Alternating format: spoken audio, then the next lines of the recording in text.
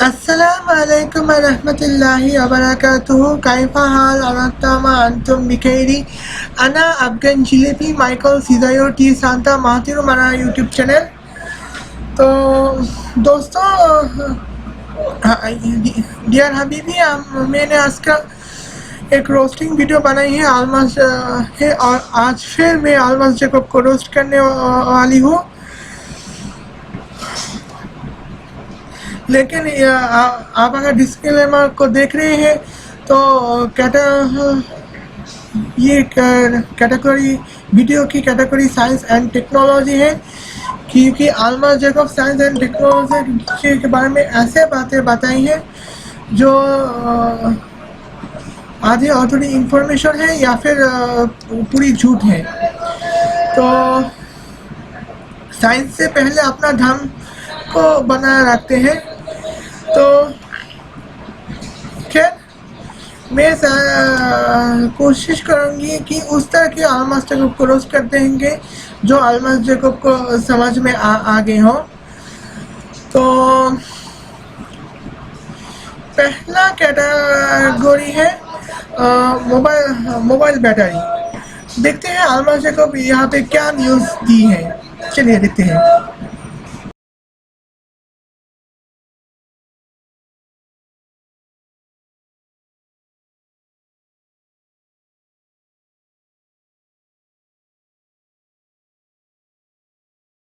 Welcome to Almas Jacob news. मैं हूं अलमास जैकब और आप देख रहे हैं। Pakistani PhD student created battery can be charged under 2 minutes.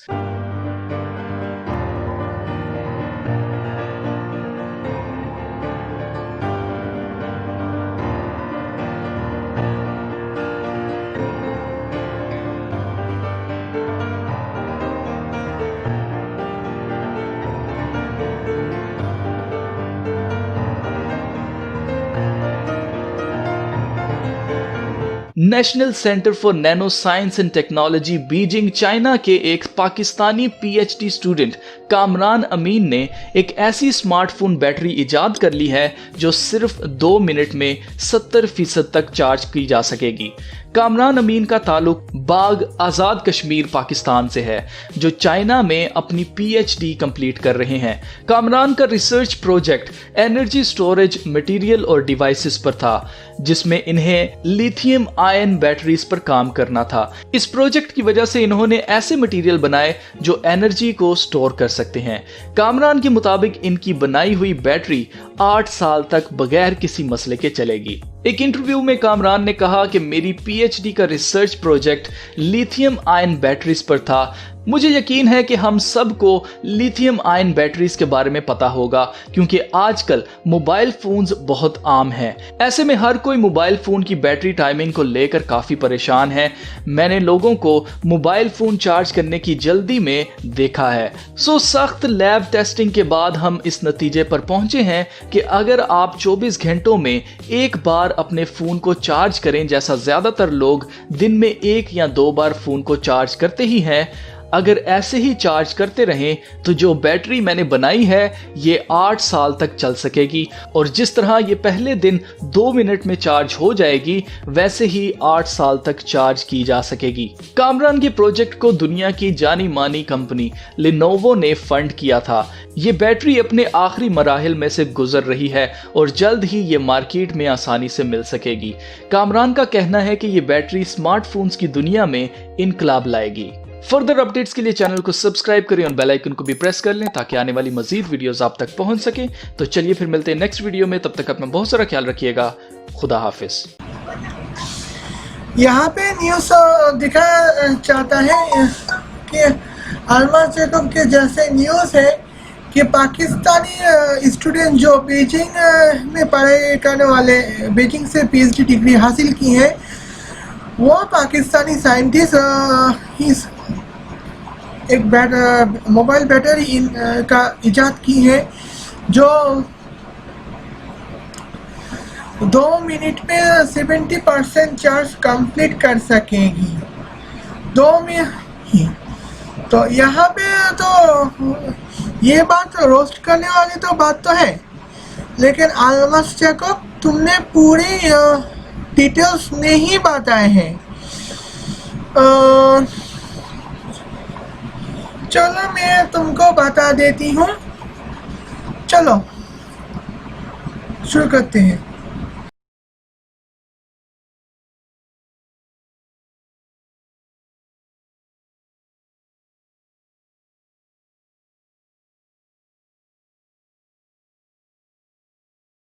तो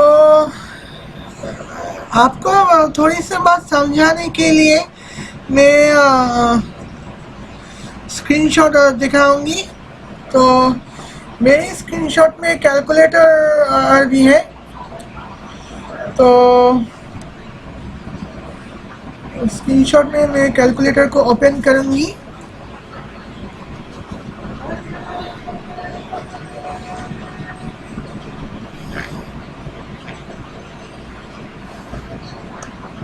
अच्छा, मैं अभी जिस मोबाइल को इस्तेमाल करती हूँ उस मोबाइल की battery capacity 2.6 ampere hour 2.6 ampere hour. और मेरी मोबाइल में जो फ्लोरेंस जो है तो 6.2 एम्पियर आवर के हिसाब से फ्लोरेंस जो है वो चलती है 1.5 की तरह। और वोल्टेज बैटरी वोल्टेज है 4.35 वोल्ट। तो मोबाइल की आउटपुट वोल्टेज प्रेस करती हूँ 5 वोल्टेज।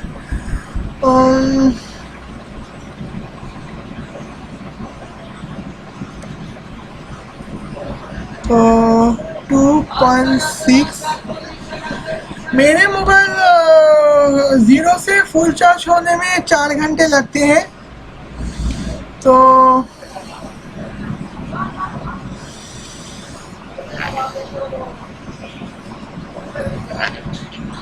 तो मेरे मोबाइल में अभी पावर जो है वो 13 पावर की है आउटपुट। और यहाँ पे 4 घंटे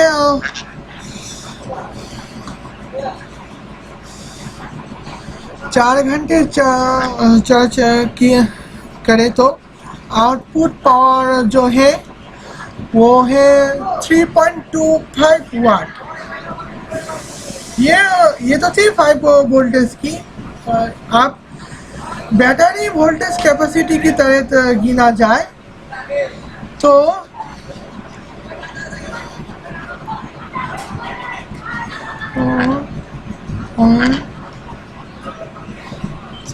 बैटरी वोल्टेज कैपेसिटी 4.37 वोल्ट उसको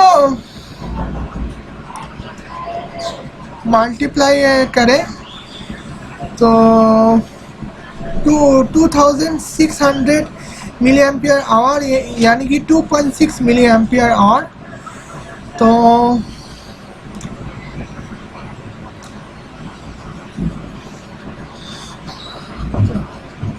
पूरे एम्पियर कैपेसिटी है कि पूरे एम्पियर अगर फ्लो भी करे तो पावर दिखता है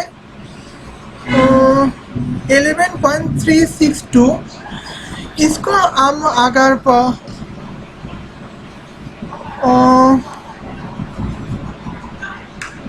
देखती हूँ क्या होगा। हाँ अब ठीक है।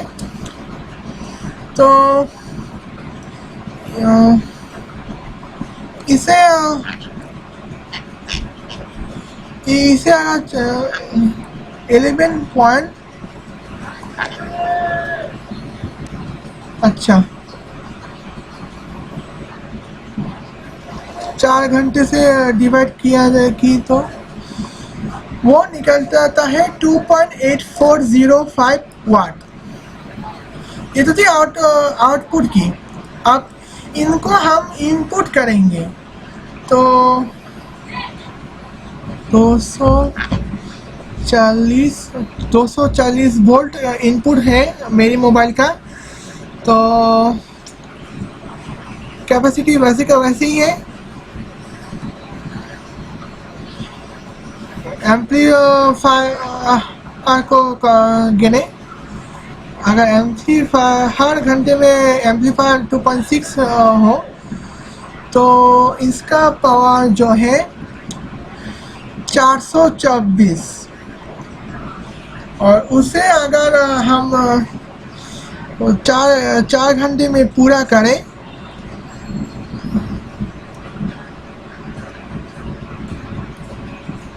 तो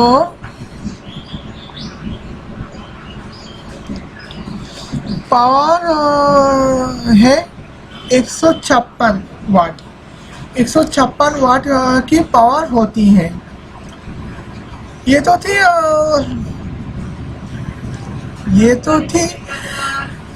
हम नॉर्मली 4 घंटे अगर पावर करते हैं तो 156 वाट हमें इनपुट देना पड़ता है। तो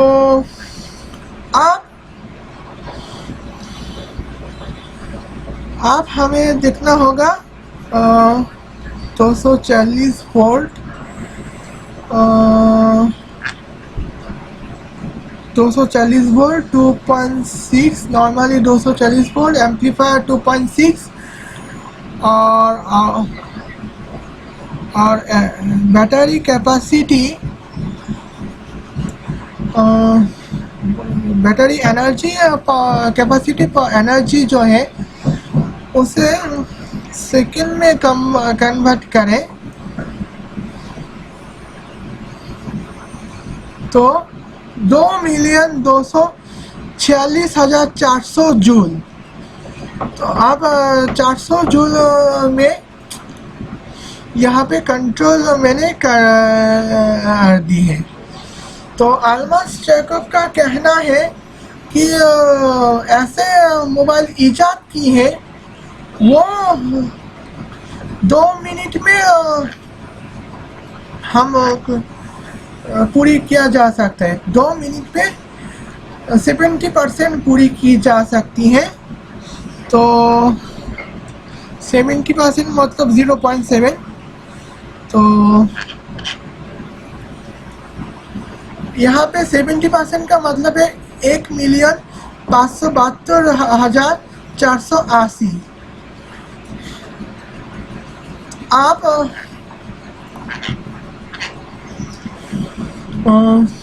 आप इसे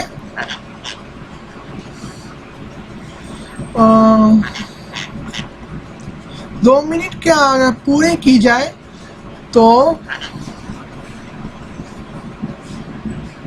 2 मिनट का मतलब 120 सेकेंड। तो हमें 2 मिनट में अगर 70% कंप्लीट की जा सके तो भी हमें 13,104 वाट की ज़रूरत पड़ेगी, इनपुट देने की ज़रूरत पड़ेगी, यानी कि करीब 13 किलोवाट। पाकिस्तान में ऐसे, तो अल्मस जैकब का कहना है कि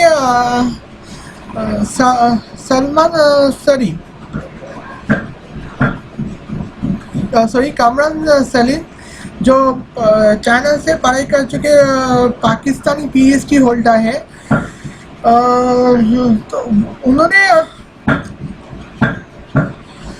कहा था कि 2 मिनट में 70% पूरी की जा सकेगी, यानी कि लेकिन उनकी घर तो कश्मीरी है, तो पहला बात कश्मीरी में से ही शुरू की जाता है। और पाकिस्तान में जो बिजली का खर्चा बहुत ज़्यादा होता है, तो हम जो 13 किलोवाट का इलेक्ट्रिसिटी दे रहे हैं, तो 13 किलोवाट का इलेक्ट्रिसिटी देने पे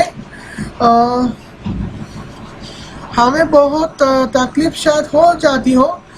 तो कुछ घरों में 500 वाट भी ज़्यादा होते हैं और कुछ घर में 1000 वाट होते हैं। तो हमें 13 किलोवाट का इलेक्ट्रिसिटी देने पे बहुत ज़्यादा खर्चे होंगे और ये मोबाइल उनका पर एफर्ट नहीं पड़ेगा। अब दूसरी बात तो ये है कि इस मोबाइल पे तेरा मिले इस मोबाइल पे जो इनपुट देने के लिए वो 13 किलोवाट का खर्चे करने पड़ते हैं। तो 13 किलोवाट खर्चे तो कैपेसिटी वैसे का वैसे ही रह जाते। तो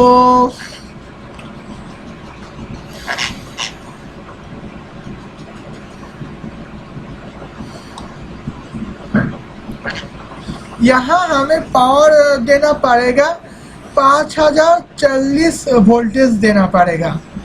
तो लेकिन हम यहाँ पे 240 से आजकल का जो मोबाइल है वो इनपुट 240 वोल्टेज से ज़्यादा वोल्टेज हम नहीं दे सकते।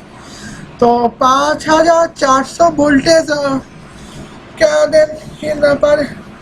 देने के लिए क्या करना पड़ेगा वो हमें पता है। तो मोबाइल फट जाएगा। तो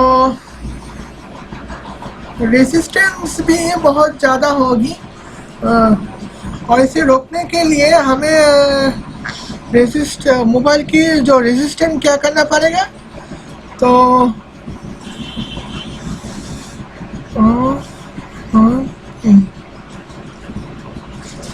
मोबाइल के रेजिस्टेंस की वैल्यू होगी 1939 करीब करीब 1939। सही में बता दें तो 1938.461538 461538 461538 461538 461538 रेजिस्टेंस देनी पड़ेगी। तो आजकल वोल्टेज बहुत इससे भी ज़्यादा वोल्टेज हम देते हैं तो शायद करंट चल भी ना सके। और करंट अगर ना भी चला हो तो ऐसे में वोल्टेज भी ज़्यादा नहीं दे सकते। अब दूसरी आप यहाँ पे 13104 हम अगर वोल्टेज को भी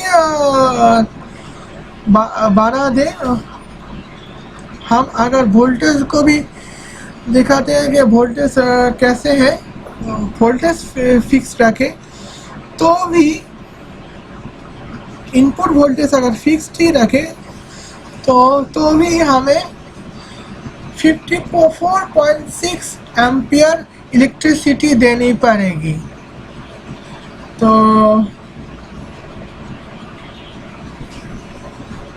240 0.6 तो यहाँ पे हमें रेजिस्ट्रेशन देने पड़ेंगे 4.3956 ओम रेजिस्टेंस। तो ये तो बहुत ज़्यादा होगी। इसी तरह से करना हमें तो बहुत मुश्किल है और कभी कभी नामुमकिन सा हो जाता है। तो लेकिन हमारा तो कैपेसिटी जो है वो फिक्स्ड बैटरी इलेक्ट्रिसिटी कैपेसिटी जो है वो 2.6 ही है। फिर हमें इनपुट वोल्टेज 5040 वोल्टेज देना पड़ेगा जो कि एक तरह से नामुमकिन है। तो अब मैं बात करूँगी दूसरे पहलू को। चलिए देखते हैं।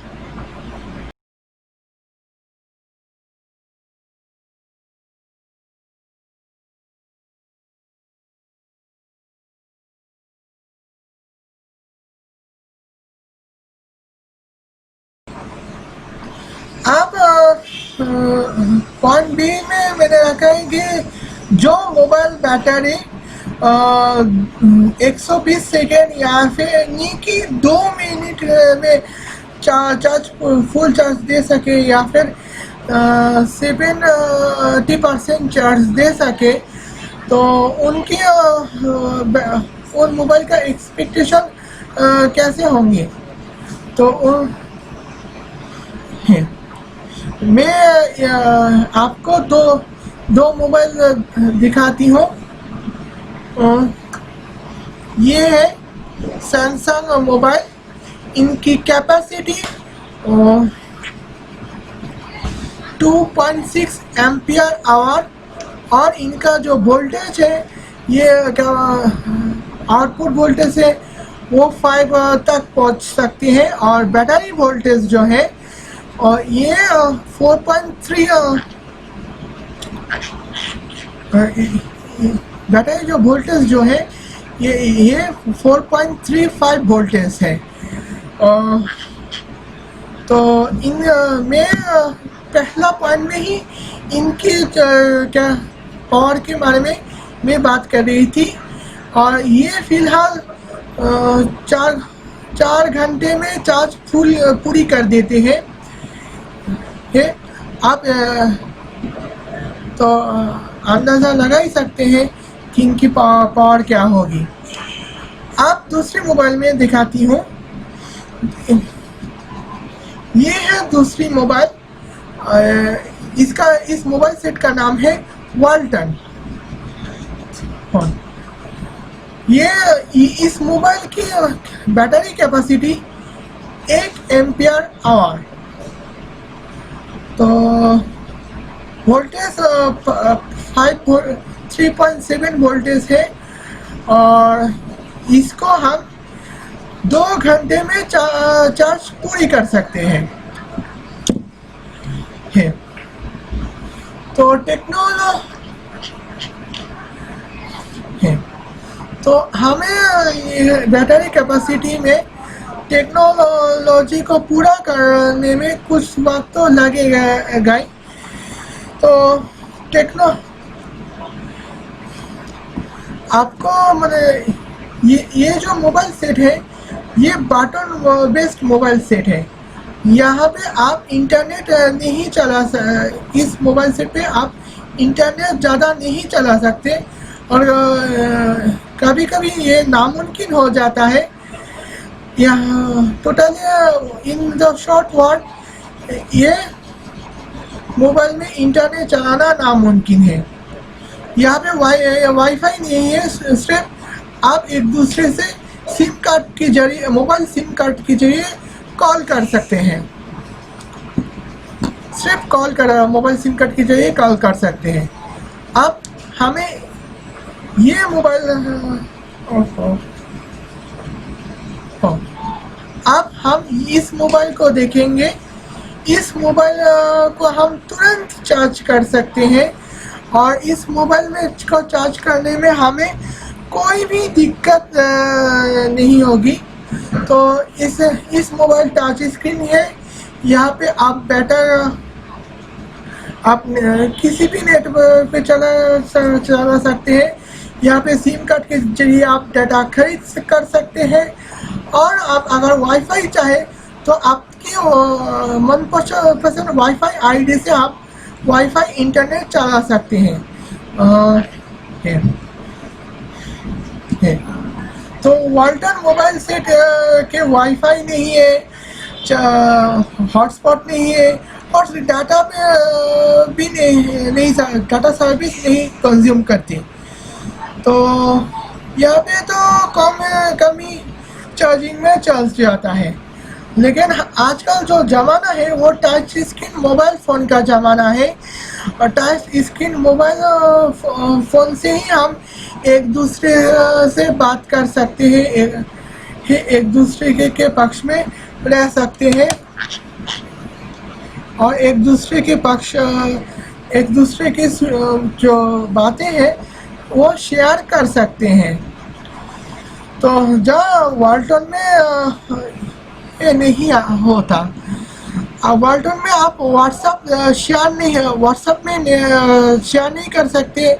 और मेरे पास जो वाल्टन का जो बटन बेस मोबाइल है वहाँ पे आप गूगल का काम नहीं कर सकते। यूट्यूब देखना तो बहुत दूर की बात है।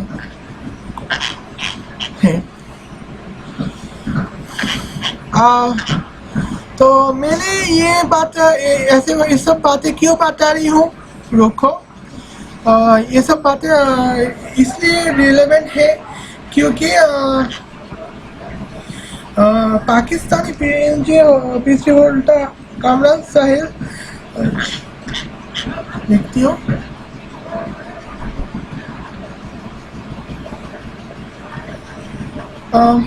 दो मिनट वेट कीजिए। यहाँ पे दो मिनट का आपको यहाँ पे रहने के लिए मैं शुक्रिया अदा करती हूँ। खैर हम जो कहना मैं कहना चाहती थी, हाँ याद आया। पाकिस्तानी साइंटिस्ट कामरान जो बीजिंग से पीएचडी होल्डिंग की है, और कम पावर में अगर 2 मिनट चार्ज किया जा सकता है, वो दरअसल उस मोबाइल इससे भी पहले उस मोबाइल इससे भी पुराने मोबाइल हो सकते हैं। तो ऐसे मोबाइल में आप 2 मिनट चला सकते हैं, वो भी हाँ, वो भी यहाँ पे हाँ ऐसे थिकनेस से। लेकिन अगर आप ऐसे थिकनेस से मोबाइल 2 मिनट पे चार्ज करना चाहते हैं तो नहीं होगा। तो आपको अगर मोबाइल में को 2 मिनट में चार्ज करना है, और ऐसे मोबाइल पे ही आप 2 मिनट में चार्ज कंप्लीट करना है, तो आपको एंड्रॉयड के जो बैटरी की साइज वो बहुत बड़ी करनी पड़ेगी, और इतनी बड़ी करनी पड़ेगी जैसे कि ये कोई मोबाइल नहीं बल्कि एक लैपटॉप हो। तो अभी तक हो तो आलमस शेकअप ने ये नहीं बताया कि जो कामरान ने 2 मिनट का में चार्ज कंप्लीट करने वाले मोबाइल बैटरी इजाद की है, उसकी साइज कैसे होगी, उसकी बैटरी कैपेसिटी कैसे होगी, वोल्टेज कैसे होगी, और पावर कैसा होगा। तो पावर इसके बारे में बात करना तो बनता है, लेकिन इसके बारे में कोई बातचीत तो किया ही नहीं। तो जब कोई बातचीत किया ही नहीं तो हम इसका कैसे उपयोग कर सकते हैं। तो इसका तो हमें समझना पड़ेगा। तो अगर हम समझ सकते हैं तो हम बहुत खुश हो जाएंगे। तो आलमा शेकअप ने क्लियर नहीं बताया कि मोबाइल का उस मोबाइल के कामरान अकमल की 2 मिनट चार्ज कंप्लीट करने वाले जो मोबाइल बैटरी है उसका कैपेसिटी कैसी होगी और वोल्टेज कैसी होगी। जब बताएंगे, अगर ये सब बताते तो मेरी रोस्टिंग वीडियो में एक क्लिप का भी नहीं आती। क्या ना पार्ट ए तो में जो रोस्टिंग करनी है वो तो मैं कह चुकी हूँ। आप पार्ट बी के बारे में आते हैं।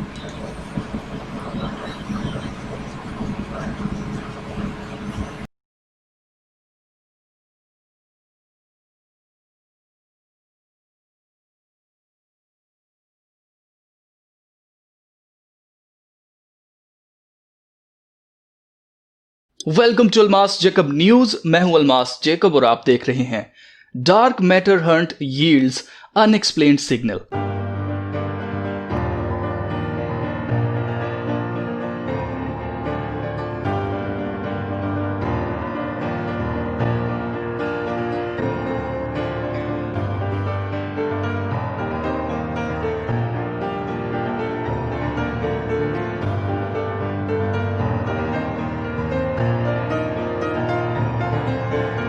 साइंसदान इस वक्त हर मुमकिन कोशिश कर रहे हैं कि वो किसी तरह से बिग बैंग थ्योरी और एवोल्यूशन को सच्चा और खुदा के होने को झूठा साबित कर सकें।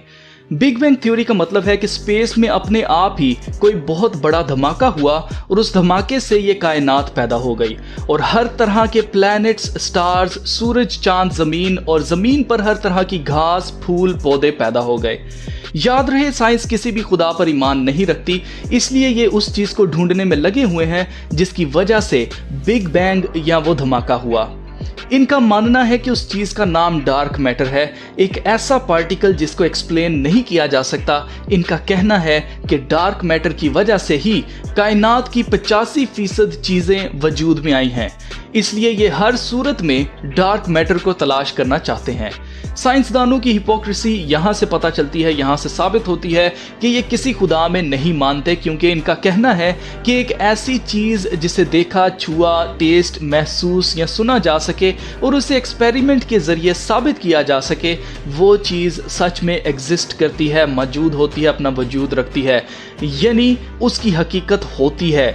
अब क्योंकि खुदा को देखा, सुना, छुआ या चखा या महसूस नहीं किया जा सकता, इसलिए खुदा की कोई हकीकत नहीं है, ऐसा साइंस का मानना है।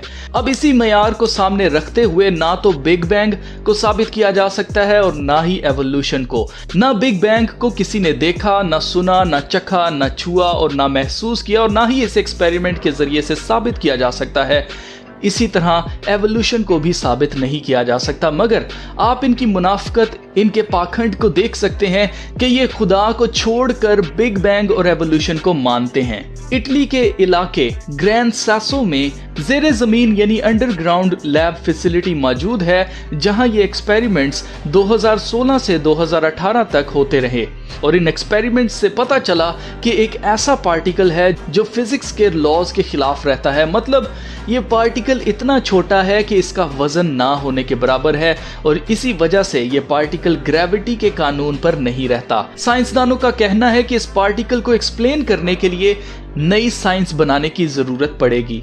मैं आपको बताता चलूं कि ये खुदा की कुव्वत को जिससे ये कायनात वजूद में आई है, उसे डार्क मैटर का नाम दे रहे हैं, यानी खुफिया मामला। इस डार्क मैटर को कई हॉलीवुड मूवीज में दिखाया जा चुका है। मिसाल के तौर पर लूसी मूवी में ये डार्क मैटर यानी एक काली सी चीज फिल्म की हीरोइन पर चढ़ती जाती है फिल्म के एंड पर, और जब वो मुकम्मल तौर पर उस पर चढ़ जाती है तो वो गायब हो जाती है और डिटेक्टिव के मोबाइल फोन पर मैसेज करके बताती है कि मैं हर जगह मौजूद हूँ, जबकि ये क्वालिटी सिर्फ खुदा की है कि खुदा हर जगह मौजूद है।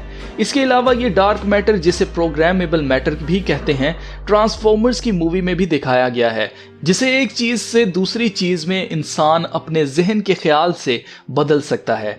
अगर आप नोट करें तो ये खुदा को तारीकी बता रहे हैं, जबकि खुदा नूर है और उसमें जरा सी भी तारीकी नहीं, और ये दुनिया किसी डार्क मैटर की वजह से वजूद में नहीं आई, बल्कि ये दुनिया खुदा के कलाम से वजूद में आई है। साइंस चाहे जितनी मर्जी एक्सपेरिमेंट्स कर ले, ये कभी भी खुदा को झूठा साबित नहीं कर पाएंगे, क्योंकि खुदा है और उसके वजूद को झुटलाया नहीं जा सकता। खुदा कोई चीज नहीं है जो उसे एक्सपेरिमेंट से ढूंढा जा सके। खुदा एक जीती जागती जिंदा हस्ती है जो अपने होने का सबूत देता रहता है। उसे झुटलाने वालों को सिवाय शर्मिंदगी के कुछ हासिल नहीं होगा। फर्दर अपडेट्स के लिए चैनल को सब्सक्राइब करें और बेल आइकन को भी प्रेस कर लें ताकि आने वाली मजीद वीडियोस आप तक पहुंच सकें। तो चलिए फिर मिलते हैं नेक्स्ट वीडियो में, तब तक अपना बहुत सारा ख्याल रखिएगा। खुदा हाफिज। हाँ, तो यहाँ पे जैसे कि मैं देख सकती हूँ, यहाँ पे डार्क मैटर साइंटिस्ट ने डार्क मैटर हैंड का इजाद किया है ताकि दुनिया की जो कायनात है उसको एक्सप्लेन किया जा सके। तो डार्क मैटर हैंड ये कॉस्मोलॉजी का कारोबार है जो फिजिक्स की एक अनदर ब्रांच है कॉस्मोलॉजी। तो कॉस्मोलॉजी के बारे में बात की जाए तो बिग बैंग सच्चाई है। तो यहाँ पे बिग बैंग कैसे होते हैं मैं आपको बताती हूँ। एक सूरज एक नक्षत्र होता है, स्टार होता है, जैसे कि हमारा सूरज भी एक स्टार है। तो पहले इतना बड़ा था, हाँ, तो उसके केमिकल रिएक्शन की वजह से वो एक्सप्लोर हो गया। तो कई सारे रोशनी बिखरने लगे हैं, उनमें से कुछ रोशनी उनमें से कुछ प्लैनेट बने हैं, कुछ सैटेलाइट्स बने हैं। और सूरज तो वैसे भी एक स्टार है, और प्लैनेट में से हमारा धरती तो है ही। तो धरती के बारे में यहाँ पे हम अपना काम करते रहेंगे। तो एवोल्यूशन थ्योरी, तो बिग बैंग के ये काम हमें बहुत अच्छा लगते हैं। तो आसमान पहले से थी, तो लेकिन पूरी काली रात थी, वहाँ पे कुछ नहीं था। तो ब्लैक होल एक्सप्लोरेशन तो हम सब जानते ही हैं। तो मुझे भी याद नहीं आ रहा, लेकिन मैं इस लाइन पे इंटरमीडिएट पढ़ चुकी हूँ। तो ये तो मुझे पता ही होगा। अब दूसरी उस मैंने एक्सप्लोर होने से पहले जो आलम था, उसे डार्क मैटर हंट कहा आता है। तो उसके बाद कुछ नीचे से सब कुछ हो सकता है। तो इसे चलते डार्क मैटर हंट आखिर लाइट मैटर हंट में तब्दील कर जाते हैं। तो डार्क मैटर हंट के बारे में तो आप तो जानते ही हैं। और बिग बैंग को अगर आपको जानना हो तो आप सर्च कर सकते हैं। मेरे पास अगर लिंक हो तो भी मैं लिंक शेयर कर दूंगी। ये तो थी डार्क मैटर के बाद। अब मैं बात करूंगी दूसरे बारे में। तो आप में तो यहाँ पे ह्यूमन एवोल्यूशन, तो आल्बर्ट जैकब खुद ने कहा कि ह्यूमन एवोल्यूशन और बिग बैंग खुदा का कलाम से मुखालिफ करते हैं, वो शैतान का कलाम है। तो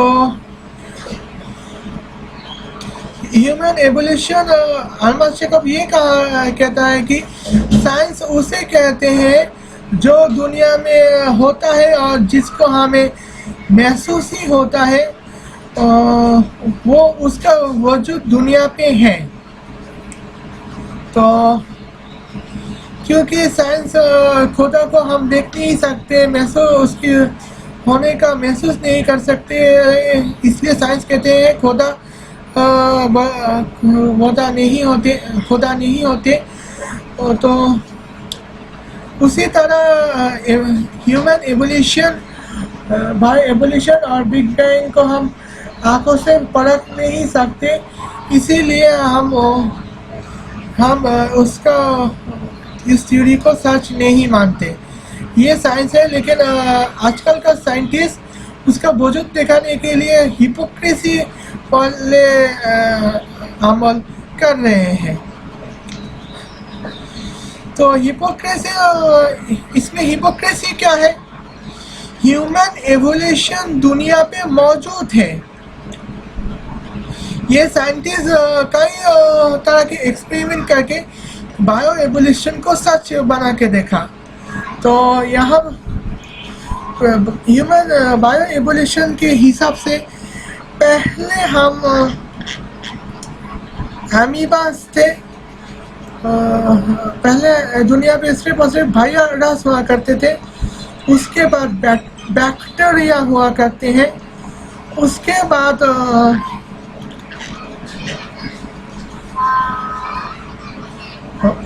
बाद जो है वो एमीबा फंगस होते हैं, उसके बाद पेड़ पौधे आते हैं। उसी दौरान वहाँ पे एमीबा भी क्रिएट होते हैं। एमीबा तैयार करने में जो डीएनए बनाए जाते हैं वो प्रस्तुत किए जाते हैं। वही है वही डीएनए वायरस के में होते हैं। तो डीएनए बड़े होकर एमीबा बनते हैं। एमीबा से पैरामीशियम, पैरामीशियम से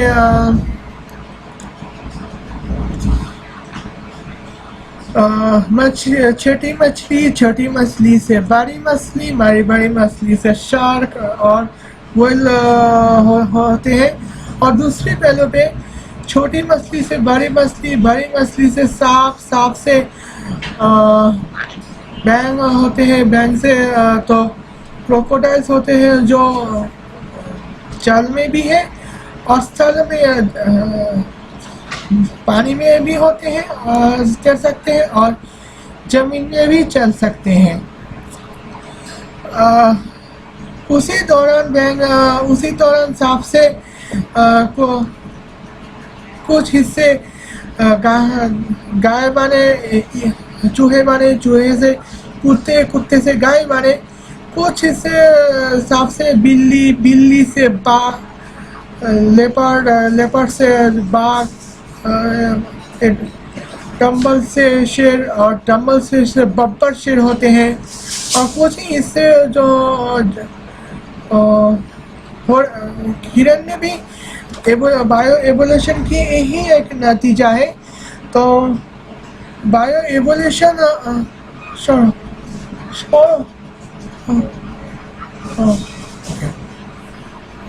ह्यूमन एवोल्यूशन होते हैं। एवोल्यूशन में भी हम कुछ बातें उसके हिरण्य भी एवोल्यूशन के तौर बनाए गए हैं। खैर, और बाकी जो हिस्से हैं वो बंदर बने, बंदर से गोरिल्ला बने, गोरिल्ला से एपमैन बने हैं और एपमैन से आज का जो आधुनिक मनुष्य है, मॉडर्न ह्यूमन, वो तैयार प्रस्तुत होते हैं जो कि हम हैं। तो यहाँ पे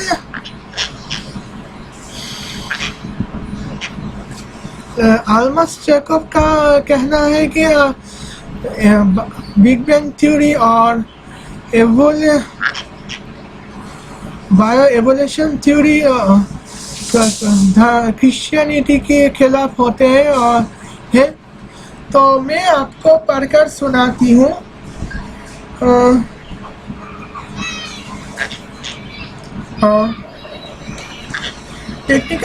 मेरी टेक्निकल वीकनेस की वजह से मैं यहाँ पे नहीं दिखा पा रही। खैर, मेरे यहाँ पे भी बाइबल है। बाइबल में है कि जेनेसिस बाइबल की पहला सूरा जो है वो ये है कि पहले खुदा ने आसमान और धरती को ईजाद की है। धरती पूरी तरह से खाली है, कुछ नहीं था और पूरे ब्रह्मांड जो है वो हमें अंधेरे से छाया हुआ था और खुदा ने पानी पे तैर रहा था। पहले दिन खुदा ने आला रोशनी ईजाद की है। तो दूसरे रोशनी का नाम दिया है दिन और अंधेरे के नाम दिया है रात।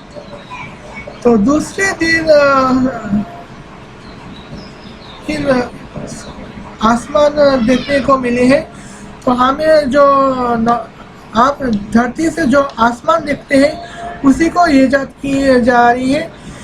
जबकि साइंस के हिसाब से स्पेस और स्काई में कुछ फर्क होता है। स्काई को ईजाद किया है। तो उसके बाद जो धरती बनाया गया है तीसरे दिन, वो सूखे हुए जमीन और पेड़ पौधे को बनाया गया था। तो इवोल्यूशन, बायो इवोल्यूशन के हिसाब से पहले वायरस का किंगडम बने, उसके बाद बैक्टीरिया का किंगडम बने, उसके बाद फंगस का किंगडम बने है, और उसके बाद जो है पेड़ पौधे बने हैं। फिर 14 दिन जो है सूरज को शांत किया गया था, और चांद भी दिखा हमारे लिए फिक्स की गई थी, और जो दूसरे जो स्टार्स है वो भी हमें देखने को मिला था। 5वें दिन जो मछली और पक्षी बनाया गया था, जैसे जो एनिमल की इजाद हुए थे, कि एवोल्यूशन के बारे में भी बताए, थोड़ी देर पहले बता चुकी हूँ। तो उसके बाद जमीन में रहने वाले जानवर को पैदा किया था, और उसके बाद इंसान को पैदा किया था। तो जो यहाँ पे जो हिंट जो है वो बायो एवोल्यूशन की थ्योरी से मैच करते हैं।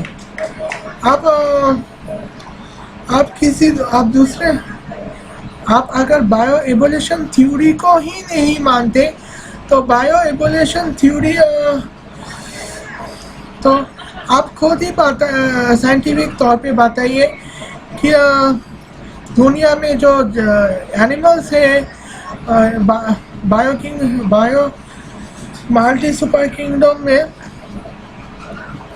बायो वर्ल्ड में, जो virus kingdom, bacteria kingdom, fungus kingdom, और उसके बाद जो है प्लांट किंगडम और एनिमल किंगडम बना जो है, वो कैसे बनाया गया था। आप ऑलमोस्ट देखो, तुम्हारे पास कोई साइंटिफिक प्रूफ है तो बता दो। तो चलिए हम मानते हैं कि बायो एवोल्यूशन झूठा हो सकता है, लेकिन मुश्किल ये है कि जब आदम को पैदा गया था वो तो सफ़ेद थे, लेकिन आदम जात जो है और जो इंसान आज है, उनमें से एक रेस है जो काले है, एक रेसेस है जो वो एक रेसेस है जो काले हैं, दूसरे रेसेस जो है वो गोरे हैं, और उसके जिस्म में मांस ज़्यादा है, और बाल सोने की है, और तीसरे रेसेस जो है बाल काले हैं, बाल काले, चेहरे भी चपटे हैं और सफ़ेद भी है, और चौथे रेसेस जो है वो mixed races.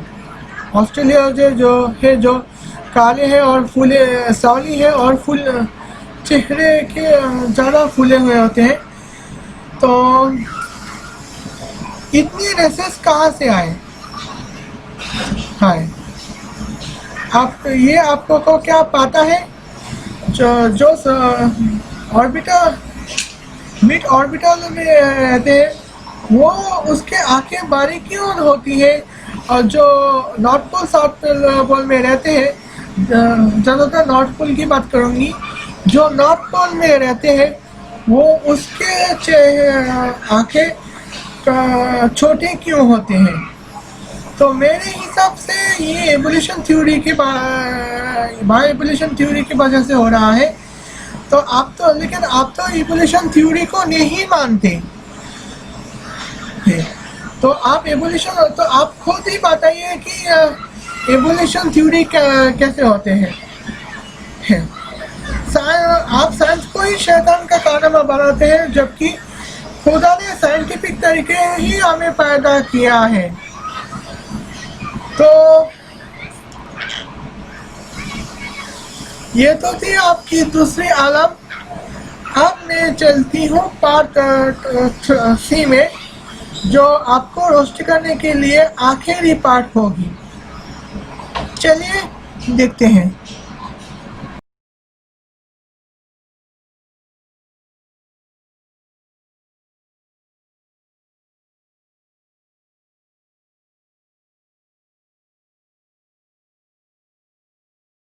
Welcome to Almas Jacob live. मैं हूं अलमास जेकब और आप देख रहे हैं ring of fire, solar eclipse and Luciferian march, new world order.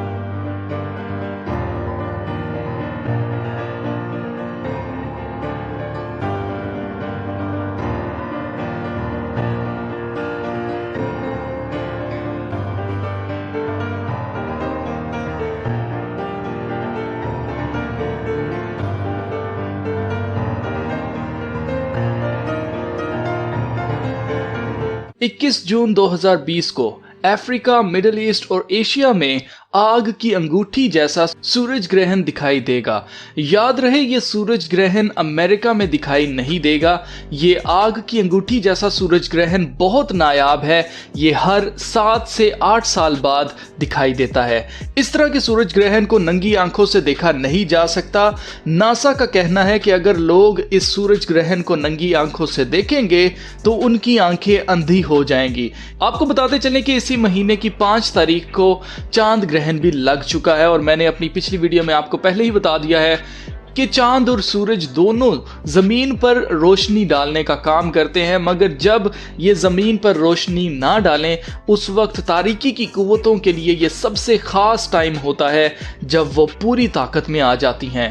21 जून 2020 को जिस वक्त हमारे यहाँ सूरज ग्रहण होगा उस वक्त अमेरिका के 9 शहरों में शैतान के पुजारी न्यू वर्ल्ड ऑर्डर लाने के लिए अमेरिका की सड़कों पर मार्च करेंगे। ट्विटर पर फिल्म निंजा नामी एक शख्स ने ट्वीट करके लोगों को बताया कि allevents.in नामी वेबसाइट अमेरिका में Luciferian march for satanic one world order को प्रमोट कर रही है और इस मार्च में हिस्सा लेने वाले बहुत से शैतान के पुजारी शामिल हो रहे हैं। Lord of the rings movie में जो अंगूठी होती है वो भी आग की बनी हुई होती है और इस मूवी में एक टावर के ऊपर आग की एक आंख भी दिखाई गई है।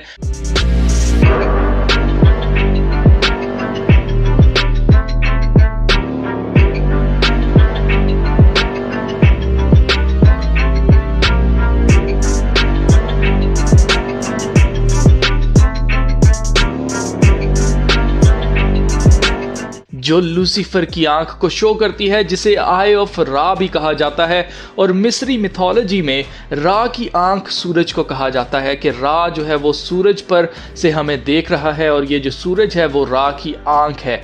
21 जून को सूरज की अंगूठी वाला सूरज ग्रहण लगना और लूसीफर के पुजारियों का मार्च करना, ये जरूर अपनी कोई शैतानी रस्म पब्लिकली अदा करना चाह रहे हैं ताकि दुनिया पर मजीद लानत की जा सके। इस मार्च का मकसद अमेरिका की हालिया सूरत हाल को देखते हुए अमेरिका की हुकूमती जगहों पर तबाही करना है और जैसे जॉर्ज फ्लॉयड की मौत को लेकर बहुत से अमरीकी मुजस्मों को गिरा दिया जा चुका है, तो ये इस वक्त का फायदा उठाते हुए ऐसे मुजस्मों को गिराएंगे और उनकी जगह अपने शैतानी मुजस्मे लगाने की कोशिश करेंगे, जिससे हालात मजीद खराब होंगे और अमेरिका में फौज तलब कर ली जाएगी ताकि मार्शल लॉ लगाया जा सके और इसके बाद शुरू होगा न्यू वर्ल्ड ऑर्डर। ये तो इन शैतान के पुजारियों की प्लानिंग है, मगर ये बात मैं जानता हूँ, जीत होगी तो खुदा की होगी और इनके प्लान्स धड़े के धड़े रह जाएंगे। जैसे कि यहाँ पे आप देख रहे हैं कि सोलर एक्लिप्स के बारे में बात हो रही है, तो सोलर एक्लिप्स के बारे में बात होना कोई इत्तेफाक तो होता ही नहीं, लेकिन यहाँ पे ताज्जुब की बात और है कि सोलर एक जहाँ पे सोलर एक्लिप्स को भी ये लोग शैतानी की रस्म मनाते आए हैं। अलमास जेकब का क्या कहना है, सोलर इक्लिप्स को शैतानी रस्म का जो दिन माना जाता है, तो सोलर इक्लिप्स के में शैतानी रस्म का दिन बाकी माना जाता है। तो इसको जानने के लिए मैंने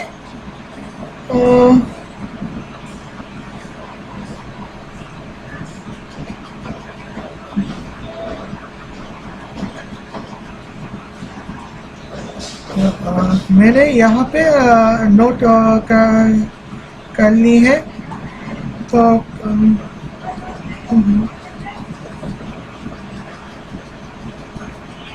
करो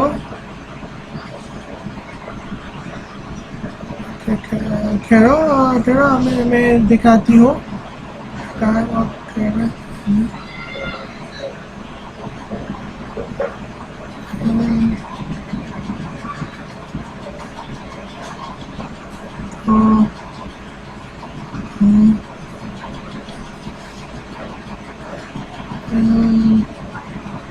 मैं सन 2016 को दिखाती हूँ। हाँ हाँ, सन 2016 का एक घंटे 58 मिनट तक सोलर एक्लिप्स हो रही है सन 2016 की मार्च 9 में बुधवार को। तो आपको पता है कि सन 2016 में वो इंग्लैंड T20 में रनर्स अप हो गए थे, जबकि उसकी पिछले साल ही फर्स्ट वनडे वर्ल्ड कप में फर्स्ट राउंड में अटक गए हैं थे। तो खैर सन 2016 में 9 बजे 8 मिनट होते का शुरू हुए हैं और सन 2017 की फरवरी 26 में तो दोपहर 2 बजे 54 मिनट में दिखाया जाता है ये जो एनुलर सोलर एक्लिप्स है। और उसके बाद उसी साल का अगस्त महीने में तो टोटली सूरज ग्रहण यानी कि टोटली जो सोलर एक्लिप्स है वो दोपहर शाम 6 बजे 26 मिनट में हो चुके हैं। सन 2018 की फरवरी 15 रात 8 बजे को 52 मिनट में हो चुके हैं जो पार्शियल है। सन 2018 के जुलाई 13 में 3 बजे को दिखाई देती हैं और उसी साल के अगस्त की 11 तारीख में सुबह 9 बजे को है। सन 2019 की जनवरी 6 में तो रात 1 बजे में सूरज ग्रहण यानी कि सोलर एक्लिप्स दिखाई दे रही है। उसी साल की जुलाई 2 तारीख में को शाम 7 बजे 7:30 बजे को दिखाई दे रही है और उसी साल की दिसंबर 26 तारीख को के शाम सुबह 5 बजे को दिखाई दे रही है। और जुलाई महीने की 21 तारीख को ओके जुलाई मास की 21 तारीख को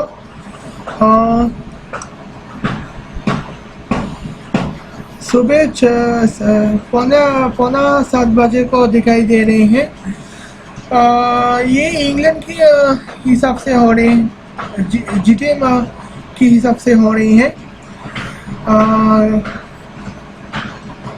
आपको अगर नोट किया होगा तो आपको पता चल जाएगा कि सन 2017 में तो इंग्लैंड सेमीफाइनल में अटक गए थे, आईसीसी चैंपियंस ट्रॉफी के सेमीफाइनल में अटक गए हैं। और सन 2018 में इंग्लैंड फीफा वर्ल्ड कप के सेमीफाइनल में अटक गए थे और सन 2019 इंग्लैंड वर्ल्ड चैंपियन बने थे।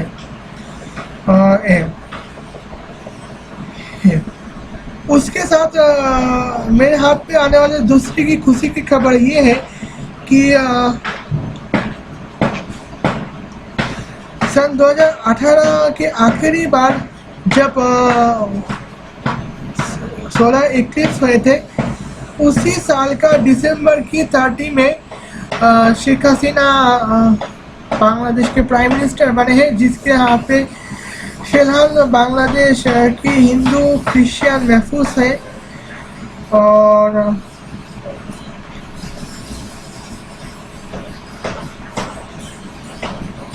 सन 2019 की मई महीने में नरेंद्र मोदी हमारा मुल्क के प्राइम मिनिस्टर बने हैं।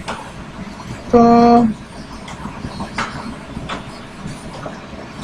दूसरी बात सन 2020 में तो जो शुरुआत हो गई थी यहाँ पे चाइना वर्ल्ड चैंपियन चाइना जो है वो शुरुआत में चाइना में सबसे ज़्यादा इंसान कोरोना की चपेट पे आगे मर चुके थे और उस वक्त 4634। लेकिन जिस दिन 16 इक्लिप हुई है उसके आसपास अचानक मौत की गिनती ना के बराबर हुई है, क्योंकि मौत नहीं हुई है इन दिनों में। और चाइना अपना वैक्सीन बना चुके हैं और लॉकडाउन करने में पूरी तरह से कामयाब कर चुके हैं। अब चाइना बिजनेस की करने की मूड में है, जबकि बांग्लादेश क्वेश्चन के वजह से बांग्लादेश में अभी भी लॉकडाउन चल रहे हैं। तो इससे शैतानी रस्म का क्या ताल्लुक है मेरे भाई? ये तो हमें समझ में ही नहीं आ रही है। तो ठीक है, आज के लिए वीडियो बस इतना ही। अगर आपको वीडियो पसंद आए हैं तो लाइक कीजिए, नहीं पसंद आए हैं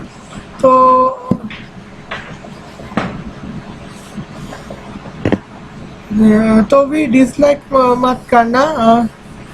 तो लाइक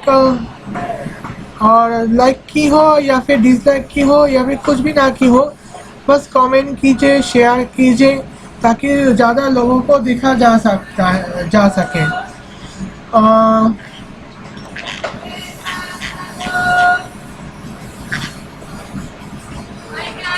तो आप अगर चैनल में ना है तो सब्सक्राइब कर सकते हैं, नहीं करना है तो आपकी मर्जी। तो लेकिन अगर सब्सक्राइब की है तो बेल आइकन बटन को क्लिक करके देना ताकि मेरे हर तरह की वीडियो की नोटिफिकेशन हमें मिल जाएगी।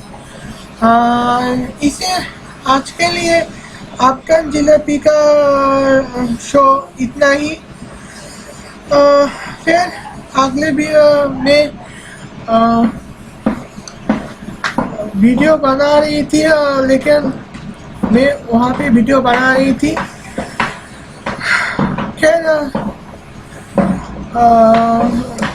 अगली वीडियो टेक्निकल सेक्टर की कुछ अजीब बातों को रोस्टिंग करनी होगी अगली वीडियो में। तब के लिए चलती हूँ, मिलती हूँ। अस्सलाम वालेकुम।